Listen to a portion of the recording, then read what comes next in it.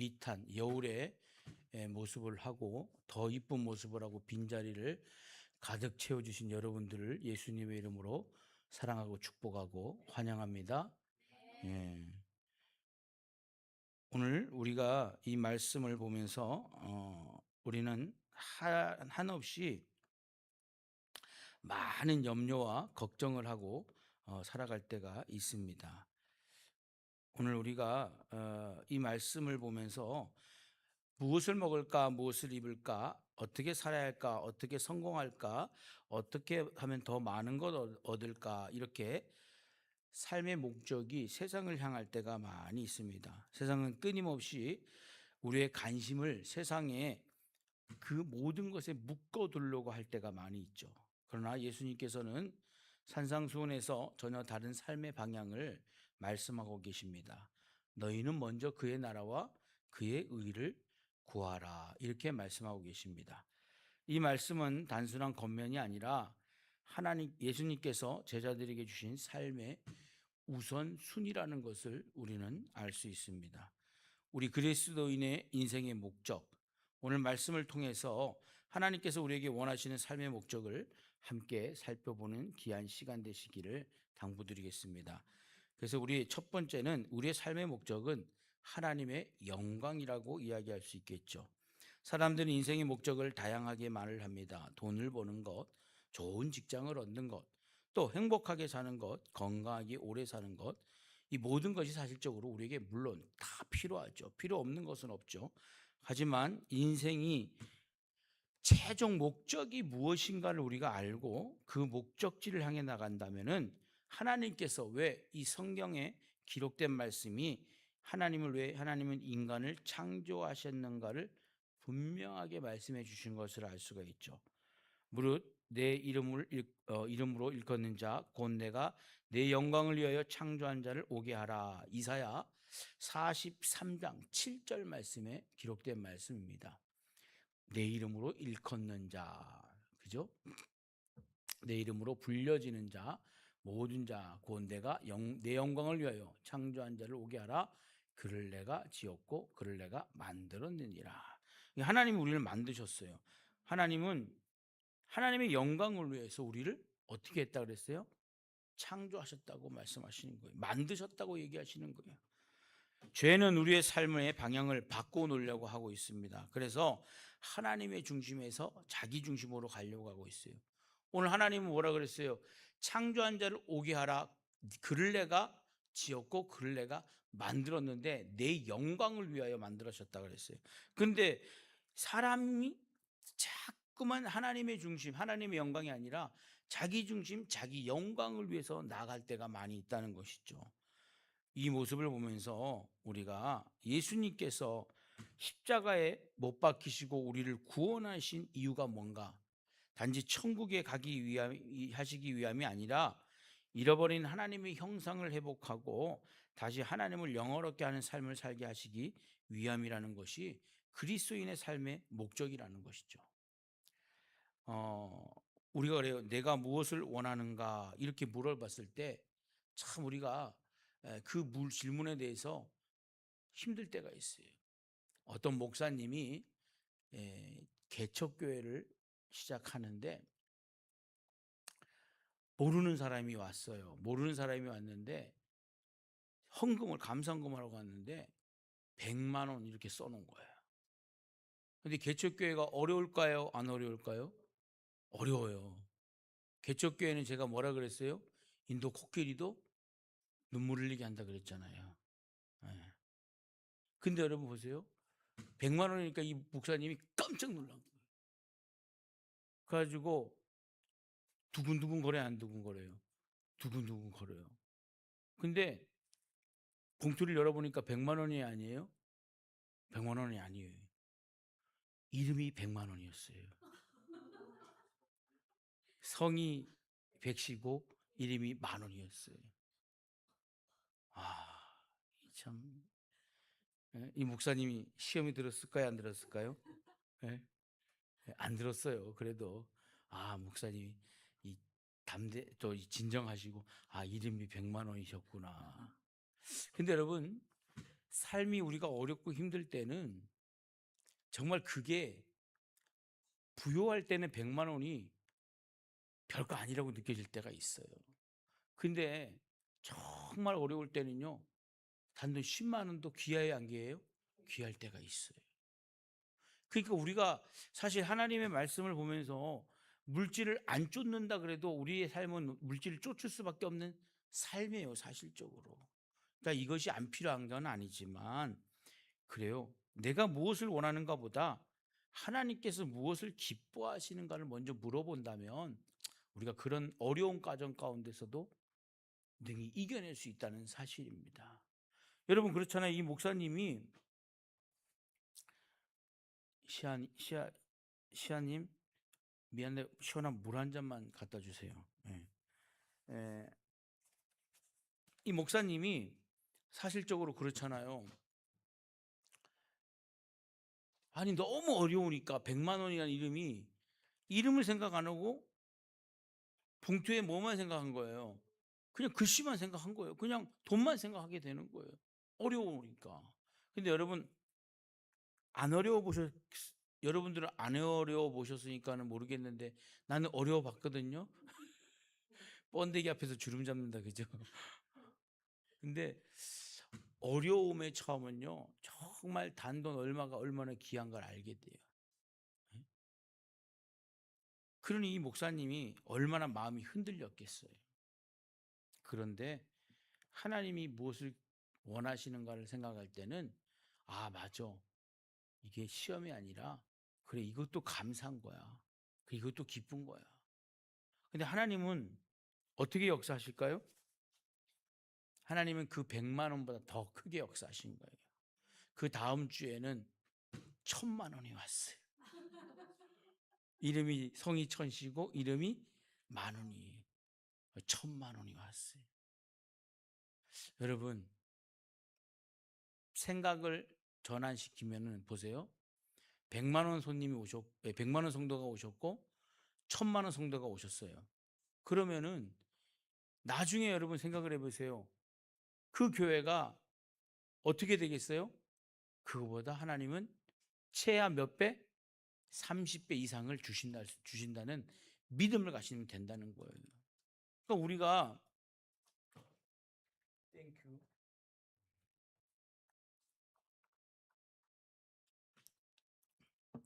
우리가 그렇잖아요. 왜 이름이 그래가지고 나를 시험에 이게 아니라 그래 하나님이 보내주시고 하나님께서 30배 주실 거야. 예? 물론 뭐 제가 이렇게 30배 주실 거는 속물일 수도 있지만 그런 믿음으로 우리가 살아야 된다는 거예요. 왜냐하면 정말 어려워 보세요. 여러분 정말 어려우면요. 정말 10,000원짜리 하나가 귀할 때도 있어요. 우리는 여러분 그래서 믿음을 믿음의 발상, 생각의 발상을 전환시키면 어떻게 될 수 있어요?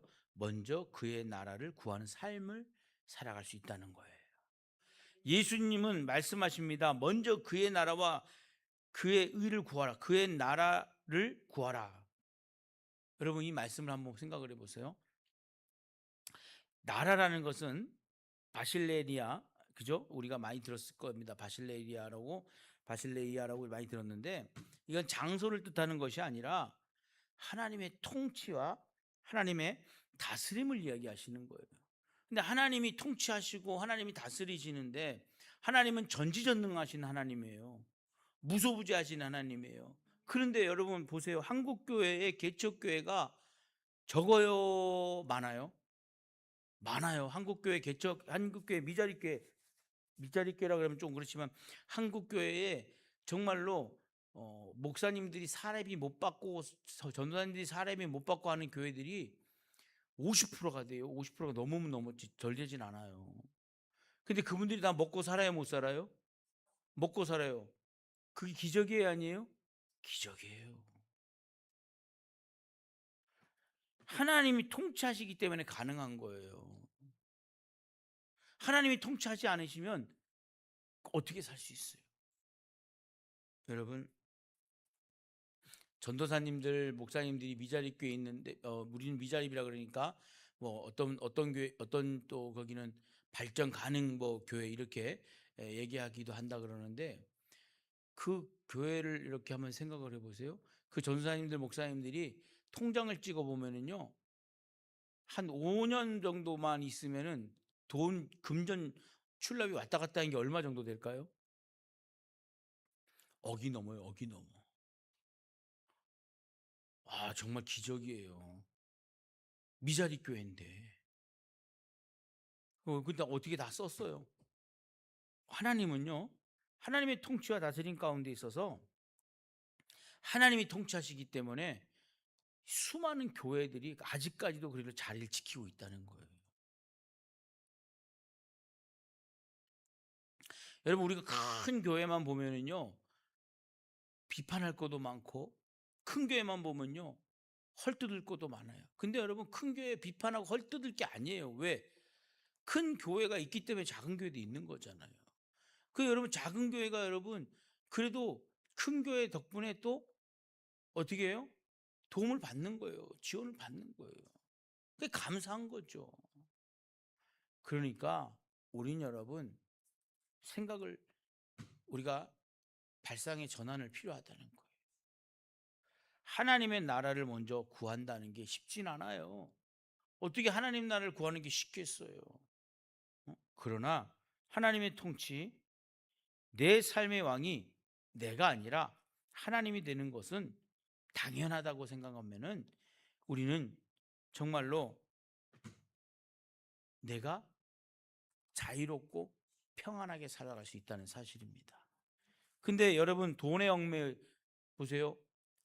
우리가 힘들고 어렵다고 짜증내고 그러면은요, 짜증을 자신이 내는 거지만 듣는 사람이나 보는 사람이 더 힘들고 어려워지는 거잖아요.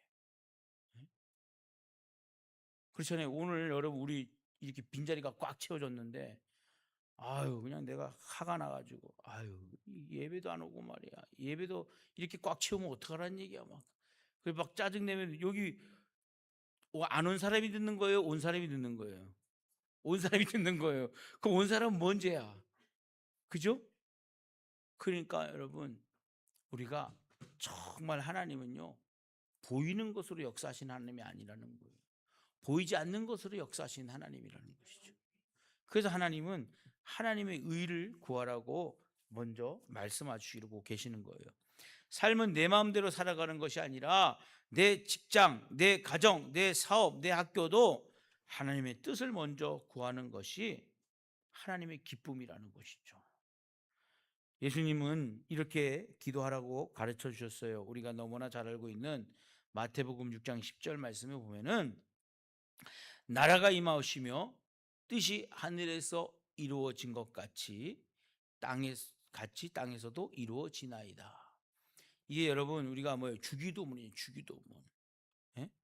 나라가 임하오시며 시오며 뜻이 하늘에서 이루어진 것 같이 땅에서도 이루어지니이다.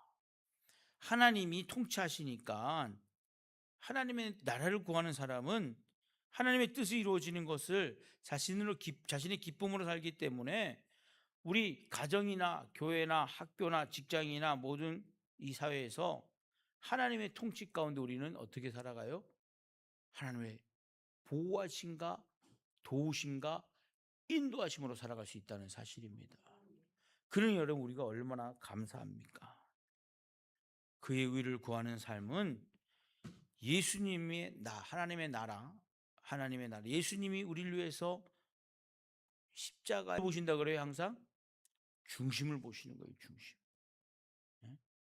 중심을 보시는 거예요. 예수님께서 원하시는 의는 겉모습이 아니라 하나님의 성품을 닮아가는 삶을 이야기하고 있습니다. 그래서 정직하게 사는 것, 용서하는 것, 사랑하는 것, 거룩하게 살아가는 것을 바로 하나님의 의라고 이야기를 하는 거예요. 이게 쉬워요? 어려워요? 어려워요. 그런데 우리 속에 누가 계시면 쉬워요? 성령 하나님 계시면 쉬워요. 그래서 여러분, 우리는 그리스도인, 저도 그렇고 여러분들도 성도님도 모두가 뭐 해야 돼요? 성령 충만해야 돼요. 그게 답입니다. 예? 우리 미탄교회 우리 전희 권사님, 멋있는 권사님이 하는 말씀이 있어요. 목사님, 나는 하나도 안 아파. 왜? 하나님이 함께 하시니까. 우리 권사님이 최고예요, 최고. 예? 아프진 않대. 왜? 하나님이 함께 하시기 때문에. 근데 이 마음이, 믿음이, 고백이 이게 쉬운 게 아니에요. 예?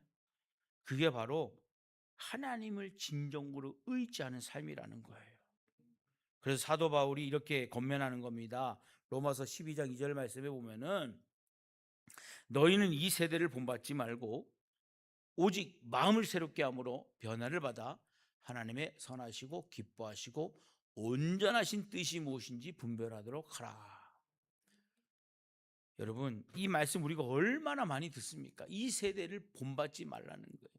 이 세대는 어떤 세대예요? 불평하고 불만하고 시기하고 질투하고 막 그러는 시대를 그런 세대예요. 그런데 여러분, 하나님은 선하시고 기뻐하시고 온전하신 뜻이 무엇인지 분별하라는 거예요.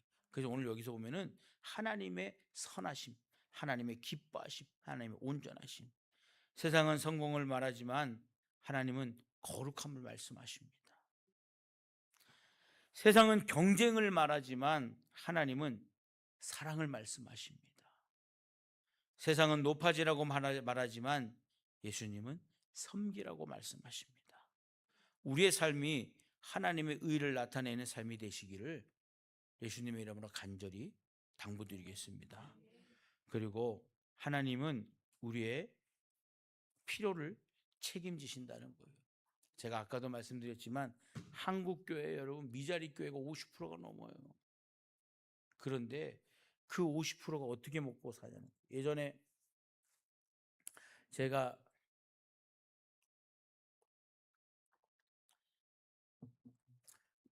교회 성도님들이, 권사님들, 연세 많이 드신 분들이 막 자꾸 얘기를 해요. 목사님, 우리 교회 오셔가지고 뭘 먹고 사시려고 오셨어요? 우리 교회 오셔가지고 어떻게 살라고 오셨어요? 막 그런 얘기를 많이 가끔 들었었어요. 목사님 좀 큰 데로 가시지 왜 이 작은 데로 오셨어요?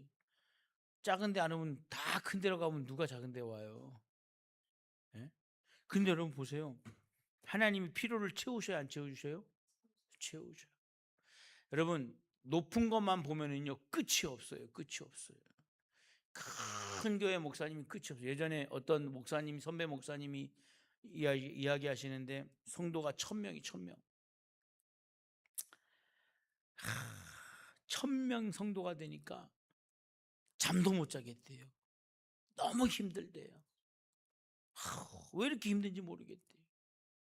그 성도들이 한마디 하는데 몇 마디를 듣는 거예요? 1000명이면은 1000마디는 아닐지라도 500마디를 듣는다고 생각을 해보세요. 그게 쉽겠냐고. 예? 1000명이면 1000마디 듣는다고 우리가 예상을 하잖아요. 그런데 그러니까 1000명 되는 목회자 부러워하지 말라고. 그것도 하나님이 물론 1000명, 10,000명 세우시는 것도 하나님이시지만 그걸 부러워할 필요는 없다고. 어떤 목사님이 하신 명언이 있어요. 천당 밑이, 천국 밑이 어디예요? 평창이래. 여기가 너무 좋대. 여러분, 내가 어느 곳에 있든 주님이 함께 하신다면, 예수님이 함께 하신다면 여러분 그것만큼 기쁘고 감사한 것이 어디 있을까? 그런 생각을 해봅니다. 여러분 예수님은 명령하신 것이 아니라 약속을 해주시는 거예요. 그리하면 이 모든 것을 너희에게 더하시리라. 우리는 미래를 걱정할 때가 많이 있어요. 여러분 한국 교회가 참 이게 한국 교회가 이제 몇 년 된 거예요. 사실 따지고 보면은 예? 한국 교회가 이제 200년, 300년 됐다 그러는데 따지고 보면 이제 100년 된 거예요. 100년. 그렇잖아요. 뭐 막 그러니까 정말 그 옛날에는 뭐 조선 시대까지 올라가면은 좀 더 될 수 있지만 그때는 목사님들이 다 외국인 선교사님들이 많았잖아요. 외국인 선교사님들이 많고 그랬는데 이제 쉽게 얘기하면은 한 20년, 30년 전부터 은퇴하시는 목사님들이 생겨났잖아요. 근데 그분들이 은퇴하시면서 갈 곳이 없어졌어요. 없는 분들이 꽤 생겼어요. 근데 이 세대가 한 30년 지나고 뭐 이러다 보니까 점점점 뭘 생각하는 거예요? 목사님들이 은퇴를 생각하는 거예요. 은퇴를. 여러분, 그러면 안 되지만, 예? 목사도 사람이니까 그러면 안 되지만, 이 사역이 다 지나고 나서 더 이상 먹을 게 없으면은 하나님이 데려가시면 어떨까? 속 편하게. 예? 그럼 걱정 안 할 텐데. 예? 하나님은요, 우리의 필요를 책임져 주시는 하나님이라는 거예요. 그러니까 경제를 걱정하고 건강을 걱정하고 자녀를 걱정하고 그것보다 하나님 앞에 기도할 때 하나님께서 채워주실 것을 믿습니다. 내 나라를 먼저 구하면 내가 책임지겠다고 약속해 주시는 거예요. 게으르게 살아도 된다는 말이 아니라 열심히 살아가되 염려에 붙잡혀 그 염려에 짓눌려 살지 말고 하나님께서 약속한 말씀을 믿고 나아가면 공중의 새를 먹이시는 하나님께서 하나님의 자녀인 우리를 외면하지 않으신다는 것을 우리는 알 수가 있습니다. 그러니까 여러분 보세요. 은퇴한 얘기 들으면요. 골이 아플까요? 안 아플까요? 골이 아파요. 여러분들 일반 성도님들도 마찬가지잖아요. 성도님들도 뭐 요즘은 뭐 집을 웬만하면 다 가지고 계시지만 옛날에 뭐 새빵 사는 분들 어떻게 살려고 그래. 또 자녀들이 뭐 사고 치면 또 어떻게 살려고 그래. 막 그랬어요. 그런데 지나고 나서 보니까 그분들 다 살아요, 못 살아요? 다 사시더라고요. 우리도 마찬가지인 줄 믿습니다. 하나님의 공급은 가장 선하고 가장 정확하게 항상 그렇게 우리에게 다가와 주신다는 것이죠. 그래서 이 그리스도의 삶의 목적은 믿음의 사람이 되고 걱정보다 기도의 사람이 되고 염려보다 순종의 사람이 되어야 될 줄 믿습니다. 그러면은 그리스도의 삶의 목적이 하나님께서 명확하게 이루어 주시는 것을 알 수가 있습니다. 사랑하는 성도 여러분, 우리의 삶의 목적은 분명합니다. 하나님의 영광을 위해서 사는 것이 바로 우리의 그리스도인의 삶의 목적이라는 사실입니다. 하나님의 나라를 먼저 구하는 것이 바로 우리의 삶의 목적이라는 사실입니다. 하나님의 의를 따라 살아가는 것이 바로 우리 그리스도인들의 목적이라는 사실입니다. 그럴 때 하나님께서 우리의 삶을 책임져 주신다는 것을 저는 믿습니다. 오늘 이 수요 예배가 우리의 우선순위를 다시 세우는 시간이 되기를 당부드리고 세상보다 하나님을 먼저 성공보다 하나님의 말씀에 순종을 먼저 물질보다 하나님 나라를 먼저 선택하는 믿음의 사람들이 되어서 오늘도 하나님을 만날 때 잘하고 충성된 종이라고 칭찬 들을 수 있는 그런 하나님의 음성을 듣는 복된 성도들 되시기를 당부드리겠습니다. 여러분 그렇잖아요. 정말로 하나님이 참 마지막 날에 잘하였다 착하고 충성된 종아 이러면은요 얼마나 기쁘겠어요. 근데 하나님 앞에 가가지고 야 너 뭐 했냐 그러는데 쭈삣쭈삣 내가 뭘 했지? 아유 내가 뭘 했지? 이러는 것보다 여러분 하나님이 다 그래 너 힘들고 어렵게 살았는데 그래 잘하고 정말 착하고 충성된 종이구나 하고 반겨주시면은 얼마나 기쁘겠냐는 거예요. 오늘 여러분 우리가 그 은혜를 회복하시고 하나님의 약속을 또 우리가 믿고 그 음성을 듣는 복된 하나님의 자녀들이 되어서 이번 한 주간 남은 주간도 승리할 수 있는 저와 여러분 되시기를 예수님의 이름으로 축원합니다. 은혜로우신 하나님 아버지 오늘도 귀한 말씀을 우리에게 허락하여 주시고 우리의 삶의 목적을 다시 깨닫게 하여 주시니 너무나 감사합니다.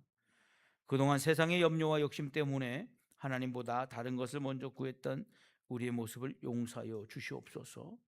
이제부터는 하나님의 나라와 하나님의 의를 가장 먼저 구하는 삶을 살아가게 하여 주옵소서.